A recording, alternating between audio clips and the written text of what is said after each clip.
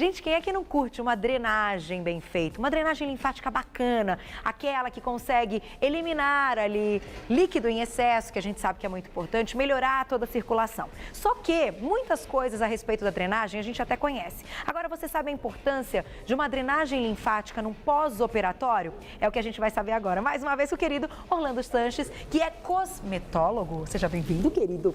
Tudo bom? Tudo, Carol. E sabe tudo de drenagem.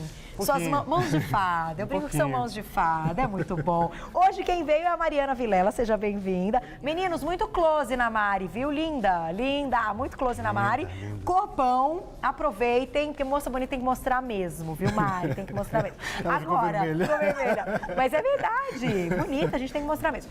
Antes da gente começar a massagem, me conta a drenagem, me conta a diferença de uma drenagem para manter aí diminuir o líquido, diminuir o inchaço e uma drenagem num pós-operatório. Tem diferença? Na verdade, na minha opinião, não deveria ter. Tá. Né? Os princípios básicos de drenagem são sempre os mesmos. Entendi. Ou seja, daquele movimento monótono, rítmico, sempre muito suave, sempre sem creme, sempre sem deslizamento. Então, não precisa... Tem gente que fala assim, mas então eu vou fazer drenagem com fins estéticos para tratar celulite e tal. Eu preciso ter uma drenagem diferente da drenagem de um pós-operatório? Não. A drenagem é a mesma. Porque pensa o seguinte, eu no meu dia a dia, você acha que eu vou ficar mudando o padrão de drenagem para cada paciente que eu atendo? É verdade. Não tem necessidade. Então, é um padrão só que eu utilizo tanto no pós-operatório quanto no tratamento estético, que seja ou num paciente que vem com problema circulatório vascular, porque o cirurgião vascular mandou para tratar, não vai mudar, vai ser a mesma coisa. Agora, quando é recomendado num pós-operatório começar a drenagem? Quanto tempo depois dessa cirurgia? Então, até eu estava vindo para cá, um cirurgião plástico amigo meu me ligou e falou assim, Orlando, fala sobre isso. Eu falei, não, eu vou falar. A história é o quê? Depende sempre do que o médico pede. Tá? Do que ele está acostumado. Quando a gente está trabalhando com procedimento pós-operatório, o médico é o primeiro que vai mandar no nosso procedimento. Vamos dizer assim, a gente está ali para fazer a ponte de paciente e o médico. Ou seja, se o médico está acostumado com o profissional e ele já encaminha logo no primeiro dia para fazer drenagem, ok, porque ele já conhece a técnica, conhece o profissional e ele tem a segurança de encaminhar o paciente. Entendi. Às vezes o médico não conhece o profissional e ele tem um pouco mais de receio. Aí, às vezes ele manda com 5, 7 dias, 10 dias. O ideal seria começar de imediato. Fez a cirurgia... entra com a drenagem. Tem um protocolo já implantado na clínica de um plástico amigo nosso, que teve aqui segunda-feira, aliás. Quem que foi que veio? Nelson, doutor Nelson, é verdade. Na clínica dele, em Rio Claro, já funciona um protocolo há bons anos, acho que pelo menos de 2004, 2005 para cá, onde o paciente sai do centro cirúrgico e 4 horas depois ele já recebe a primeira drenagem. Olha que interessante. Então, o resultado é ainda mais satisfatório. Exato. Só que requer um profissional muito mais capacitado. Tá. Ou seja, tem uma equipe super treinada, então eu ajudei a montar esse protocolo também dentro da clínica dele e a gente vem supervisionando tudo isso, só que esse não é o padrão. Tá? Isso sai um pouco da regra geral. Então, não é que o pessoal que está assistindo, eu fiz uma cirurgia, meu médico ainda não permitiu que eu fizesse a drenagem linfática. Isso pode acontecer também, cada caso é um caso, uma coisa que eu acho que é extremamente importante falar é o seguinte, o médico tem receio, ele acabou de fazer uma cirurgia, ele vai já encaminhar o paciente, às vezes ele não conhece quem é o profissional que vai atender. Entendi. Tem isso também. Então ele tem um pouco de receio. Eu acho que eu também, se eu fosse médico, eu teria um pouco de receio, porque eu não conheço o profissional. Então eu vou esperar um tempo maior para ter uma margem de segurança maior para poder encaminhar. Para ter uma segurança, né? Exato. Então eu vou fazer o seguinte, eu vou dar um recadinho, já volto pra gente. Vamos fingir, então, que a Mari passou por uma cirurgia. Tá, vamos dizer que ela fez uma lipo. Fazer que ela fez uma lipo, ótimo. Que hoje é super comum e a gente fica naquela dúvida assim também no pós-lipo, o que tem que ser feito. Então vamos fingir que a Mari fez uma lipo. E no corpo todo? Ou aonde ela fez a lipo? Vamos pensar que ela fez um pouquinho no abdômen e um pouquinho no culote. Culote, que também é o famoso culote. Vamos lá. O começo da drenagem é sempre o mesmo? Por aqui. É por isso que eu já vim pra cá. Já saquei. Por que a gente deve começar a drenagem por aqui? Porque é onde termina o sistema linfático, vamos dizer assim. É o fim. Na verdade, o fim do sistema linfático desemboca aqui no ângulo venoso, que está abaixo dessa região clavicular esquerda. Né? Então, assim, existe uma premissa de que sempre a gente começa estimulando a região cervical e a região terminal, que é essa região supraclavicular, onde estão os gânglios terminais, ou seja, eles terminam o processo do trajeto da linfa.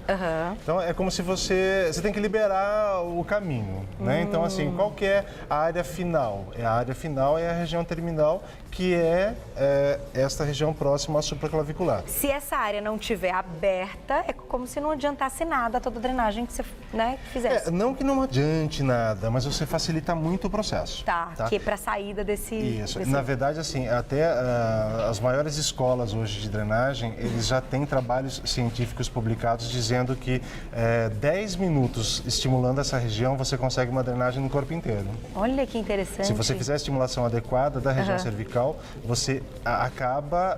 que é sempre esse movimento que encaminha em direção à maca e desce. Então, você faz um círculo. Exatamente isso aqui. Olha que bacana. Né? E você não está usando creme, como você citou no início do nosso papo. Não é necessário utilizar nenhum creme para deslizar a pele. Muito pelo contrário. E aí, assim, eu vou mostrar no movimento em amplitude o quê? Vamos trocar de posição. Vamos, pode vir para cá. Então a gente está fingindo que a Mari fez uma lipo, tá, gente? Mas aí vamos pensar, ela sempre começa pela região cervical e aí você vai para o quadrante que foi operado, vamos dizer assim. Qual que é a área? O nosso organismo é dividido em quadrante superior, que é a região cervical, o quadrante axilar, que pega aqui da linha de umbigo até a linha de ombro, da linha de umbigo até os pés é o outro quadrante, que é o quadrante inguinal. Que aí você tem os gânglios inguinais responsáveis por isso. Por isso, quando a gente tem uma inflamaçãozinha, a gente tem íngua. Fica inchadinho. Entendi. Isso, vai de um lugar para o outro, que é a íngua. Você tem num lugar uma dor, mas vai para o outro, aí você tem a dor em outro lugar. Que é por causa do processo inflamatório que está acontecendo. Olha que o sistema legal. imunológico agindo. Né? Agora eu entendi então, a íngua. Vamos pensar, ela fez a cirurgia, vamos pensar que ela fez a cirurgia somente nos culotes, mas eu começo sempre pela região cervical e aí eu vou para a região inguinal.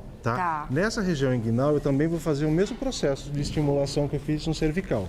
Ou seja, eu vou ter um movimento de rotação também, de semibombeamentos e tal, que é justamente naquela regiãozinha bem próxima à virilha. Né? Enquanto, então, você pode fazer no movimento, eu vou colocar só uma perguntinha que chegou no nosso e-mail na tela. Vamos ver de quem que é, então. Olha lá. É da Laís de São Paulo, um beijo para você. Drenagem linfática e drenagem redutiva é a mesma coisa? Então, aquela que vai reduzir medidas, aquela que vai eliminar gordurinha. Existe, é mito ou verdade? Só existe uma drenagem? Olha, a drenagem tem como objetivo principal desinchar, ou seja, tratar de um edema. Se você vai reduzir alguma coisa por conta da utilização da drenagem, você vai reduzir líquido.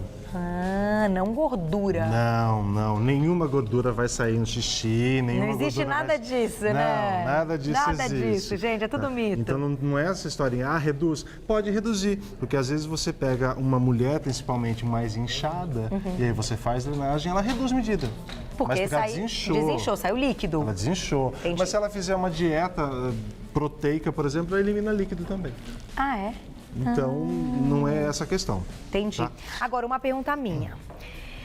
Você está fazendo aqui a região que a gente está imaginando, então, que ela tenha feito uma lipo na região do quadril. Isso. Qual o principal benefício de, em seguida a essa operação, seguir com a drenagem? Ou seja, a história de por que é que se faz drenagem. Exatamente. Né? Então, assim, enquanto eu vou falando, eu vou trabalhar um pouquinho a região oposta. Então, pode deixar um pouquinho mais adiante só, Mar? Para facilitar também o ângulo de posicionamento. E aí, só para entender a história de por que não usa creme, porque eu começo normalmente próximo aos gânglios, a distante deles, e depois eu retorno.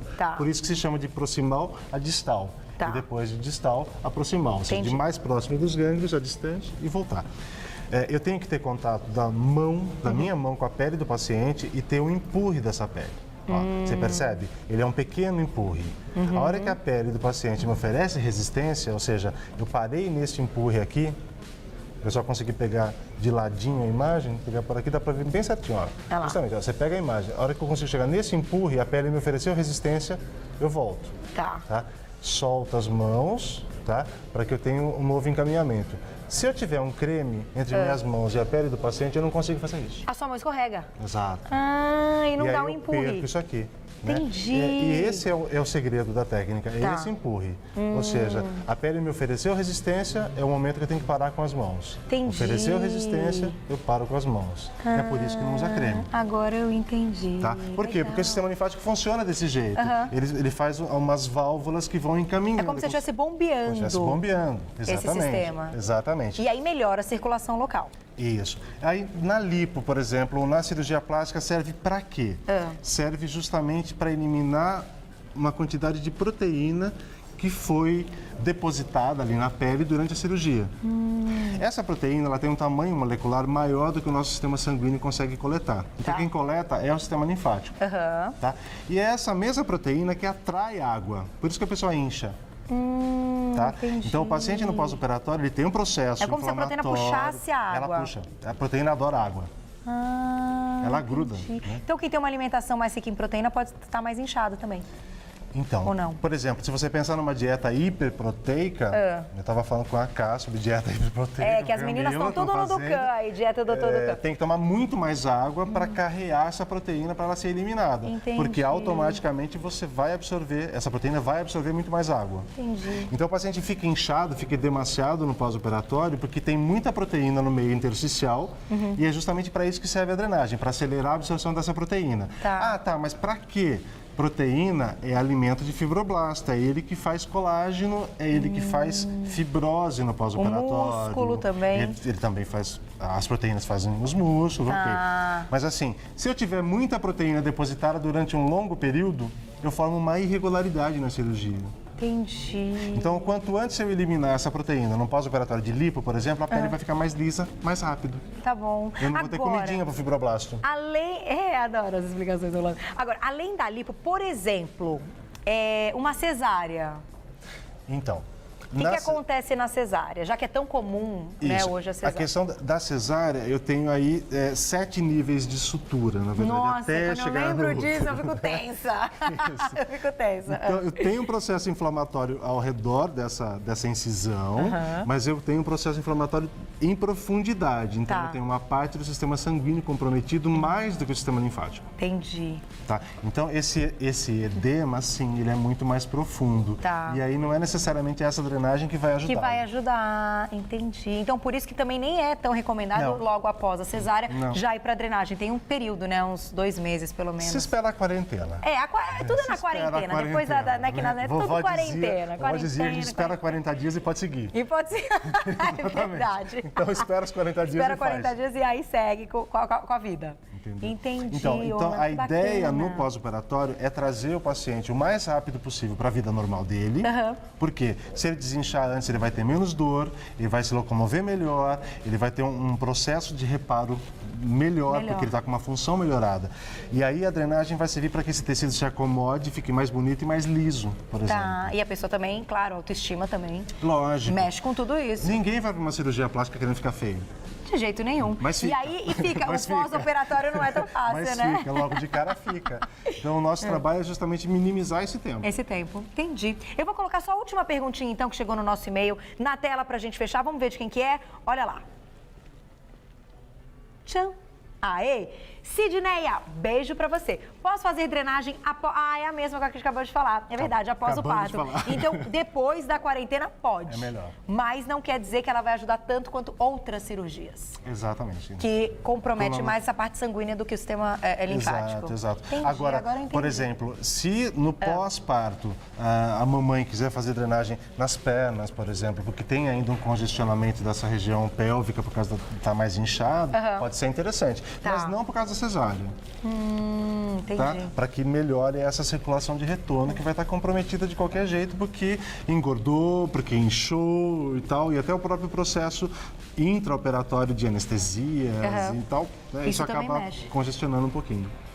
Amei essa pauta, tá vendo como é bacana? Tem que conversar com o médico, tem que conversar com um bom profissional que vá fazer essa massagem para entender tudo isso. E, gente, não confundam aí a drenagem, não esperem um resultado que não existe. Isso é muito importante. Agora, para conhecer o trabalho do Orlando Sanches, que é cosmetólogo, tem um livro, inclusive, sobre isso. Manda bem mesmo, tem todas as informações, pode te ajudar muito. É só acessar www.pós-op, então pós-op, de pós-operatório.com.br. Telefone 0 operadora 11 3078 2245. 3078 2245. Só entrar em contato com ele, pode ter certeza que vale muito a pena quando a gente faz a escolha certa no final, né?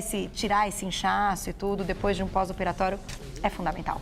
Querido, Perfeito. obrigada, viu? Eu que agradeço. Adoro quando você vem. Te espero Eu numa também. próxima. Mari, tá Obrigado. linda, arrasou. Um beijo, até a próxima. Ai, que tudo, tá vendo? Aprendemos tudo sobre o pós-operatório.